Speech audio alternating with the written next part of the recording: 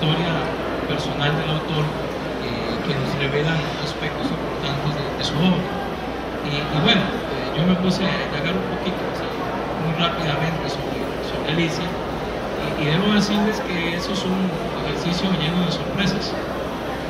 La primera es descubrir su nombre, el que usamos para llamarla por teléfono y el que se imprime en la portada de sus libros no es exactamente el nombre completo de ella, solo es una síntesis de su nombre de pila, que es bastante más largo, sonoro y evocador.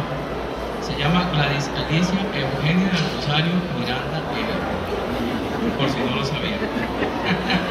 Y me atrevo a decirlo porque aparece en su página de internet, ¿verdad? Ella no se esfuerza en ocultarlo. Pero bueno, hemos descubierto otras cosas.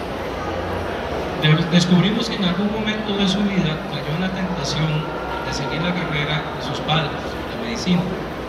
Aunque dichosamente la realidad le señaló otro camino y ella tuvo el buen juicio de seguirlo.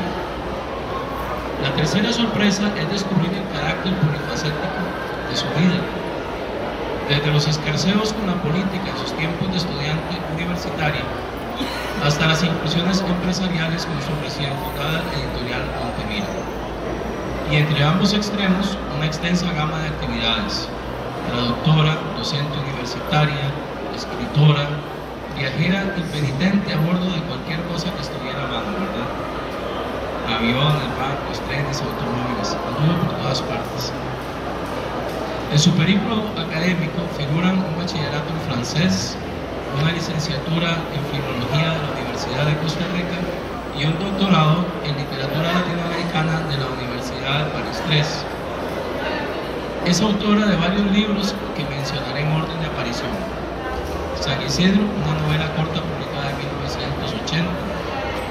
En 1984, la editorial Mesén publica su tesis doctoral titulada Novela, Discurso y Sociedad. En 1989 aparece su segunda novela, La Huella de Abril, publicada por la editorial Guayacán y luego reimpresa en segunda edición por Altamira. En 1991, Las Sílabas Azules. En 1993 se publica la antología Relato de Mujeres, en la que Alicia participa con 2 cuentos. En 2005, Ediciones Librería Santa Fe de Buenos Aires le publica su ensayo El Segundo Movimiento. Y finalmente, en febrero de 2008, aparece el libro que esta tarde nos ocupa, Jaque Mate en el Paralelo 14. Como vemos, Alicia Miranda es una intelectual inquieta y prolífica, que se ha sumado a una vastedad de temas y géneros literarios, y la historia pareciera ser un astro nuevo en el universo de sus intereses. Esto podría considerarse un dato curioso, si se quiere, aunque no es de extrañar en absoluto. Cada vez hay más creadores, sean novelistas, productores cinematográficos o analistas, que se apasionan por el pasado.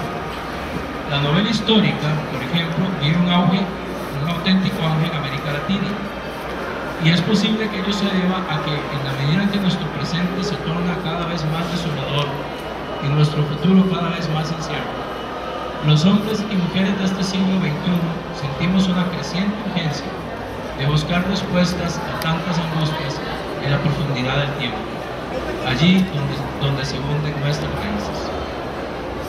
Debe haber algo en lo que hicimos o en lo que dejamos de hacer en algún momento del pasado que nos ha llevado a este atolladero actual, a este mundo de materialismo absurdo, de violencia descarnada, de individualismo suicida. Jaque Mate en el Paralelo 14 justamente nos sugiere ese impulso de búsqueda. Y discúlpenme porque voy a repetir algunos conceptos, pero de alguna manera están hilados con los que siguen, pues voy a repetirlos. En la década de 1940, Guatemala vivió uno de los momentos más importantes de su historia. Un movimiento reformista de carácter burgués intentó modernizar aquella sociedad de rasgos parcialmente feudales y esclavistas en una democracia capitalista moderna.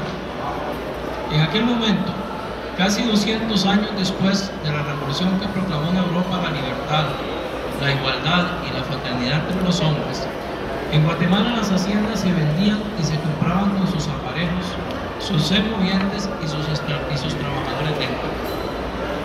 Aquel movimiento intentó una reforma agraria, intentó recuperar los derechos históricos de las etnias indígenas, que son la mayoría de la población.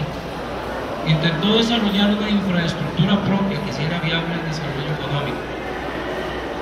La figura emblemática de aquel movimiento, que sigue siendo el presidente Jacob Arbenz, derrocado, como todos sabemos, mediante una conspiración dirigida por la Agencia Central de Inteligencia de Estados Unidos y la transnacional bananera United Fruit Company, que fue dueña y señora de Centroamérica durante casi todo el siglo pasado, y quién sabe cuánto poder no tiene todavía.